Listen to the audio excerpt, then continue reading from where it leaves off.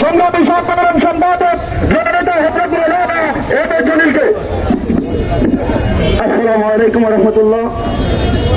উপস্থিত বিক্ষুব্ধ মুসলিম জনতা, প্রথমে আজকে আমরা এই সভা থেকে একটি দোয়া করি। সবাই আমার সাথে আমিন বলবেন। হে আল্লাহ, তুমি ইসরায়েলকে বিশ্বের মানচিত্র থেকে ধ্বংস করে দাও।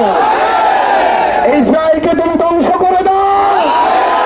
ইহুদিদেরকে ধ্বংস করে দাও। ভারতের ইহুদি সরকারকে ধ্বংস করে দাও। বিক্ষুব্ধ মুসলিম জনতা, আজকে আমরা বিচার কার কাছে দিব? এ বিশ্বের ইহুদি, নাসারা, মুশরিক, বেঈমান, আমেরিকা, ইসরায়েল, ফ্রান্স, প্রত্যেকটা ইউরোপ কান্ট্রি, বিশেষ করে মুসলমানের শত্রু ভারত, তারা সবাই এক। তাদের মিশন ভিশন পররাষ্ট্রনীতি মুসলমানদের বিরুদ্ধে। আর বিশ্বে মুসলমানদের যারা নেতৃত্ব দিচ্ছে, আমাদের আবেগ নিয়ে যারা খেলা করছে, সেই গুণান্ত আরবের সরকার প্রধানগণ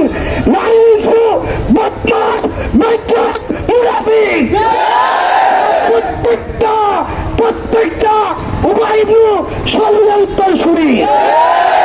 আমরা আমাদের সরকার প্রধানকে বলবো, আপনার আমাদের দেশ থেকে আমাদেরকে ফ্রিতে টাকা দিয়ে যেভাবেই হোক ফিলিস্তিন যাওয়ার ব্যবস্থা করে দিন। আমরা সেখানে গিয়ে বোমার তলে আমাদের শরীরের জামার আস্তিন খুলে দিয়ে আমাদের হৃদয়কে কত বিক্ষত করে আমরা শহীদ তামান্না নিয়ে শহীদ দরজা হাসিল করতে চাই।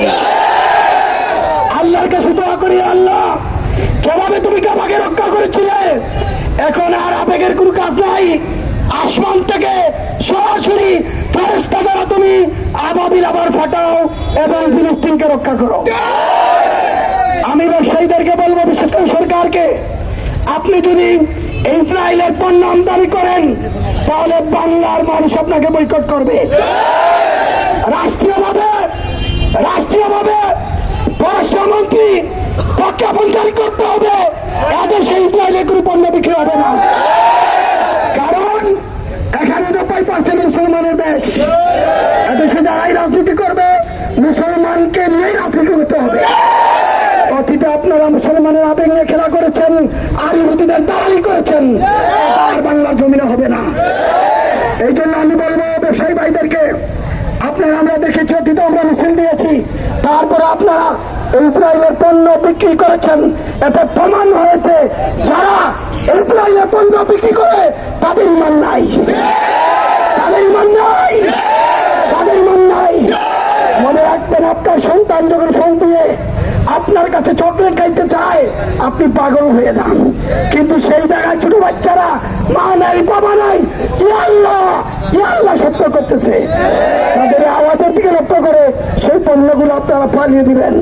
আমরা দেখতে পাচ্ছি দোকানের মধ্যে কোকাগুলো আছে, এখনো আছে, আপনি সেগুলো পালিয়ে দিন।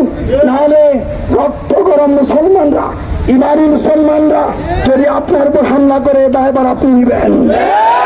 সবাইকে ধন্যবাদ। আমাদের চোখের পানি আল্লাহর কাছে আমানত রাখলাম। আল্লাহ, আমরা কিছু করার ক্ষমতা নাই, আমরা অন্তর দিয়ে, জবান দিয়ে আমাদের ভাইদের পাশে আছি। আল্লাহ ফিলিস্তিনি মুসলমান যারা শহীদ হয়েছেন তাদেরকে শহীদ দরজা দান করে সবাই বলে আমি। আর যারা বেঁচে আছেন তাদের দ্বারা আবার নতুন ফিলিস্তিন গড়তে আমাদের প্রত্যাশা।